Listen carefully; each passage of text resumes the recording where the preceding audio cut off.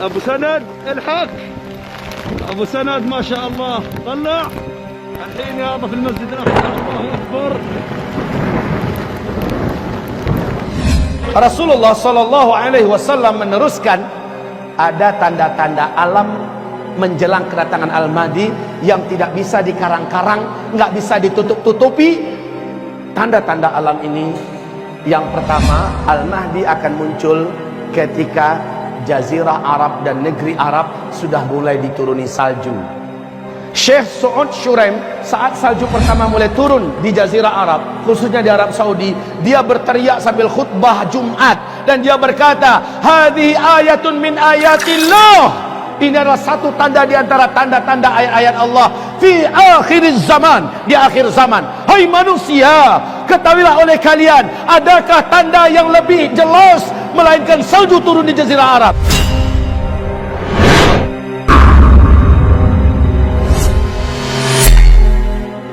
Bapak tadi dengar saya menyebutkan Al-Mahdi enggak? Di mana kemunculan Al-Mahdi? Setelah terjadinya dukhan. Rasulullah bersabda, saat Al-Mahdi muncul, kalian sudah kembali seperti zaman sekarang, kata Nabi. Kalian akan berperang bersama Al-Mahdi menggunakan pedang, menggunakan panah, menggunakan tombak, dan kalian akan berlari berjalan di atas kaki kalian. Kalian akan menunggang kembali kuda-kuda perang kalian. Thumma udtum min haitsu bada'tum wa udtum min haitsu bada'tum wa udtum min haitsu bada'tum. Saat Al-Mahdi muncul, kondisi kalian ketika itu sudah kembali secara total dan sempurna seperti hari ini, kata Rasulullah sallallahu alaihi wasallam. Kita dipaksa oleh Allah hidup menjadi manusia seperti zaman dulu, serba manual. Aneh. Ini Al-Mahdi setelah dukhan. Albert Einstein, Bapak ingat nggak dengan orang ini? Namanya Albert Einstein, bapak fisika dunia, konon katanya begitu. Beliau ditemui oleh lebih dari 2000 wartawan seluruh dunia, termasuk dari negara-negara maju yang sedang berlomba-lomba membangun industri-industri nuklir, pabrik-pabrik senjata modern dalam persiapan perang dunia ketiga. Wartawan ini mendesak Albert Einstein, Tuan Albert, apa pandangan engkau perang dunia ketiga nanti seperti apa? Mereka ingin dengar. Mula-mula Albert Einstein nggak mau jawab, Pak. Tapi karena dipaksa, akhirnya dia berkata, kalian nanti akan berperang dengan senjata manual pada perang dunia ketiga. Saya tidak tahu senjata seperti apa yang akan kalian gunakan, tetapi yang pasti tidak ada satupun nuklir yang kalian buat hari ini pada perang dunia ketiga masih bisa kalian pakai. Tidak ada satupun pesawat yang hari ini kalian buat pada perang dunia ketiga bisa kalian pakai. Kalian semua akan kembali kepada senjata manual. Lihat, Albert Einstein meyakinkan kepada 2000 wartawan lebih, perang dunia ketiga sudah dimulai nanti dengan senjata manual. Wajar Pak, di YouTube apa lihat apa kerjaan orang Eropa hari ini. Mereka mulai membuat senjata-senjata manual yang unik-unik dan aneh-aneh. Dan saya tidak heran kalau di Vatikan Roma, puluhan ribu para pemuda-pemuda Kristen dilatih penunggang kuda sekarang ini dan melemparkan panah di atas kuda. Mereka sudah menyiapkan ratusan ribu pedang-pedang dari besi-besi terbaik hari ini. Kenapa kaum muslimin? Mereka yakin perang ke depan menggunakan kembali pedang, tombak, panah dan sebagainya. Umat Islam apa yang dipersiapkan? Al-Mahdi akan muncul. Dan Rasulullah bersabda, beliau munculnya di Mekah. Al-Mahdi munculnya nanti di Mekah. Tepatnya seorang lelaki dari Madinah dikejar oleh 300 orang pasukan darat berjalan kaki dari Damaskus. Mereka digelari dengan pasukan Sufyani, sejumlah 300 orang. Dikejar laki-laki yang ada di Madinah ini. Ciri-cirinya melengkapi seluruh ciri-ciri yang ada pada Al-Mahdi. Laki-laki ini tahu bahwa dia yang dimaksud, dia pun lari. Saat dia meninggalkan Madinah, melintasi Zulhulaifah, lalu lewat Al-Baidah dan terus menuju Makkah, mereka 300 orang yang mengejar sampai di Al-Baidah. Al-Baidah adalah perbatasan antara Mekah dengan Madinah. Ya, kota kecil ini Pak, masuklah 300 orang tuh di situ. Allah jadikan gempa, kemudian terbelahlah tanah di Al-Baidah. Satu kota itu, gedung-gedungnya, pasar-pasarnya tenggelam masuk ke dalam tanah. Termasuk 300 orang yang ada mengejar tadi tenggelam seluruhnya, kecuali hanya satu orang. Disisakan oleh Allah untuk memberikan kabar kepada orang-orang di belakangnya, kami tenggelam di Al-Baidah.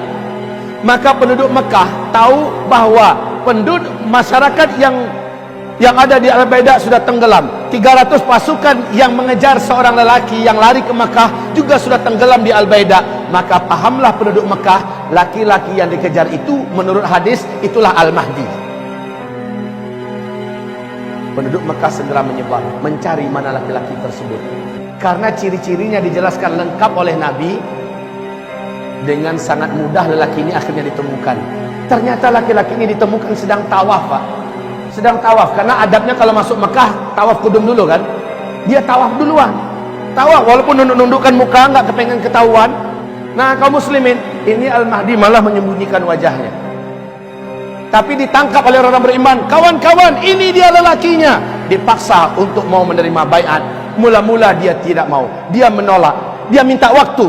Di malam harinya kata Rasulullah sallallahu alaihi wasallam, fa aslahahu Allahu fi lailatin. Allah pun mengislah keadaannya dalam satu malam. Al-Mahdi yang sebenarnya memang dialah Al-Mahdi tidak mau, sebenarnya dia tidak mau, tapi Allah kuatkan hatinya dalam satu malam sehingga dia besoknya siap untuk dibaiat. Allah jadikan dia memiliki kemampuan kepemimpinan yang sebelumnya dia tidak punya. Aslahahullahu fi lailah. Allah berikan dia bekal-bekal kepemimpinan. Allah berikan bagaimana cara menyatukan dunia, bagaimana cara menaklukkan musuh-musuh, bagaimana cara bla bla bla diajarkan oleh Allah dalam satu malam. Perbaiki keadaannya sehingga besok dia siap untuk dibaiat. Di Mekah, tepat di antara rukun Hajar Aswad dengan Maqam Ibrahim, disitulah dia menerima baiat. Baik kaum muslimin, Rasulullah sallallahu alaihi wasallam meneruskan ada tanda-tanda alam menjelang kedatangan Al-Mahdi yang tidak bisa dikarang-karang, nggak bisa ditutup-tutupi. Tanda-tanda alam ini, yang pertama, Al-Mahdi akan muncul ketika Jazirah Arab dan negeri Arab sudah mulai dituruni salju. Salju turun di Arab. Sudah sejak 2009 salju mulai diansur-ansur, Pak. 2012 sudah tebal, 2013 makin hebat, 2014 sudah mendekati Mekah, 2015 kemarin sahabat saya di Mekah kirim foto terbaru, video bukan foto lagi, video terbaru. Di Mekah sudah ada lembah yang sudah menggenang air, di pinggirnya sudah ada salju, Pak. Syekh Su'ud Shuraim saat salju pertama mulai turun di Jazirah Arab, khususnya di Arab Saudi, dia berteriak sambil khutbah Jumat dan dia berkata, "Hadhihi ayatun min ayatillah." Ini adalah satu tanda di antara tanda-tanda ayat-ayat Allah fi akhir zaman, di akhir zaman. Hai manusia, ketahuilah oleh kalian, adakah tanda yang lebih jelas melainkan salju turun di Jazirah Arab? Kan nggak pernah kan sebelumnya kan? Nggak kebayang malah. Negeri gersang panas tandus kayak Arab gitu bisa turun salju. Tapi sekarang, Pak, seorang pilot pesawat Air Asia orang Indonesia, tinggalnya di Pak Ali namanya, tinggalnya di Cyber City ya, di Malaysia. Beliau mengatakan 3 tahun terakhir ini asal dia masuk daerah Arab, khususnya daerah Arab Saudi, langit itu selalu berawan sekarang. Dulu enggak, dan makin kesininya makin tebal awannya, makin hitam, Pak. Ketika dia landing di mana-mana tempat dia sudah melihat ada tumpukan-tumpukan salju. Masya Allah, ini adalah tanda Al-Mahdi sudah sangat dekat. Bukankah Rasulullah bersabda, jika kamu mendengar Al-Mahdi keluar, kamu wajib pergi kepadanya, berbaiat bersamanya walau merangkak di atas salju. Kalimat merangkak di atas salju menandakan sudah tidak ada mobil, sudah tidak ada pesawat, tidak ada helikopter, walaupun jalan kaki, kejar, menyusullah, bergabunglah dengan Al-Mahdi walau merangkak di atas salju.